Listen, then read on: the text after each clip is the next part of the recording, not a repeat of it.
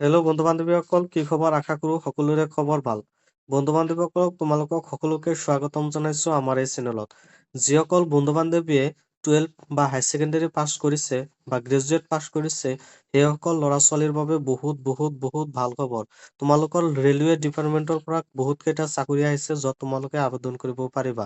বন্ধু-বান্ধৱীসকল, ইয়াতে আবেদন কৰাৰ কাৰণে অথবা ৰেলৱে ডিপাৰ্টমেণ্টত আবেদন কৰাৰ কাৰণে তোমালোকৰ কি কি যোগ্যতা লাগিব বা কিমান বয়স লাগিব বা তোমালোকৰ কি পাছ কৰিব লাগিব বা তোমাৰ কি কি লাগিব, এই সকলোবোৰ আমি এই ভিডিঅ'টোৰ জৰিয়তে আলোচনা কৰিম। যিসকল ল'ৰা-ছোৱালীয়ে ৰেলৱে বিভাগত চাকৰি কৰাৰ বহুত আশা বা উদ্যোগ আছে, সেইসকল ল'ৰা-ছোৱালীৰ বাবে বহুত ভাল খবৰ। তো বন্ধু-বান্ধৱীসকল, আহা আমি ভিডিঅ'টো আৰম্ভ কৰোঁ। প্ৰথমতে পোষ্টটোৰ নাম হৈছে RRB NTPC। বন্ধু-বান্ধৱীসকল, ইয়াতে যদি ভেকেঞ্চিৰ কথা আলোচনা কৰোঁ, তেতিয়াহ'লে 8,861টা পোষ্ট আছে। আৰু বন্ধু-বান্ধৱীসকল, এইটো অৰ্গেনাইজেশ্যন আছে ৰেলৱে ৰিক্ৰুইটমেণ্ট বৰ্ডৰ পৰা। মানে এইটো অৰ্গেনাইজেশ্যন কৰিব ৰেলৱে ৰিক্ৰুইটমেণ্ট বৰ্ডৰ পৰা। মানে তোমালোকক ডাইৰেক্টলি ক'বলৈ গ'লে এইটো তোমালোকৰ ৰেলৱে ডিপাৰ্টমেণ্টৰ পৰা তোমালোকৰ এইটো চাকৰিটো ডিক্লেয়াৰ কৰিছে। বন্ধু-বান্ধৱীসকল, এতিয়া তোমালোকে যদি ইয়াতে আবেদন কৰা, তেতিয়াহ'লে তোমালোকৰ যোগ্যতা বা কোৱালিফিকেশ্যন বা এডুকেশ্যন কোৱালিফিকেশ্যন কি কি লাগিব। তো বন্ধু-বান্ধৱীসকল, ইয়াতে আমি আলোচনা কৰিম কেটেগৰী ৱাইজ। মানে বন্ধু-বান্ধৱীসকল, তোমালোকে যদি আণ্ডাৰ গ্ৰেজুৱেট হোৱা, তেতিয়াহ'লে তোমালোকৰ কি কি লাগিব, আৰু যদি তোমালোকে গ্ৰেজুৱেট হোৱা, তেতিয়াহ'লে তোমালোকৰ কি কি লাগিব, এই সকলোবোৰ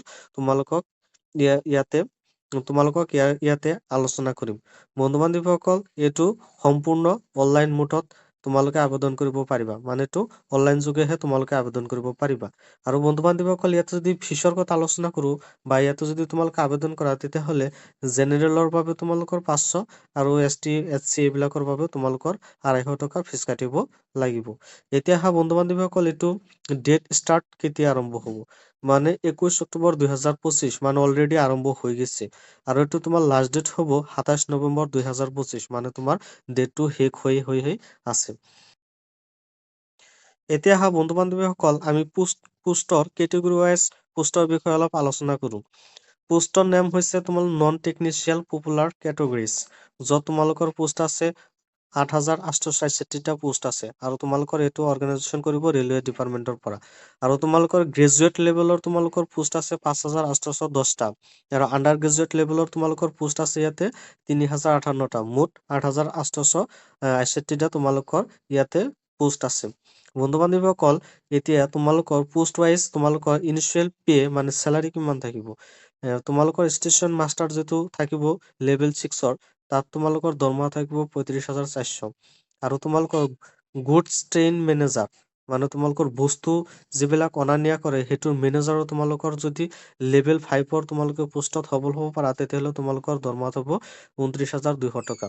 আৰু তোমালোকৰ ট্ৰাফিক এছিষ্টেণ্টৰ যিটো পোষ্ট আছে লেভেল 4-ত, তাতে তোমালোকৰ দৰমহা থাকিব 25,500 টকা। আৰু চিফ কমাৰ্চিয়েল কম টিকেট চুপাৰভাইজাৰৰ য'ত তোমালোকৰ লেভেল 6-ৰ যিটো পোষ্ট আছে, তাত তোমালোকৰ দৰমহা থাকিব 35,400 টকা। আৰু জুনিয়ৰ একাউণ্ট এছিষ্টেণ্ট কম টাইপিষ্টৰ যিটো পোষ্ট আছে লেভেল 5-ৰ, তাত তোমালোকৰ দৰমহা থাকিব 29,200 টকা। আৰু চিনিয়ৰ ক্লাৰ্ক কাম টাইপিষ্ট য'ত পোষ্ট আছে, য'ত তোমালোকৰ লেভেল 5-ৰ 29,200 টকা তোমালোকৰ চেলাৰী থাকিব। তো বন্ধু-বান্ধৱীসকল, তোমালোকৰ গ্ৰেজুৱেট ৱাইজ আৰু তোমালোকৰ পোষ্ট ৱাইজ তোমালোকৰ কি কি দৰমহা থাকিব তোমালোকক কৈ দিলো।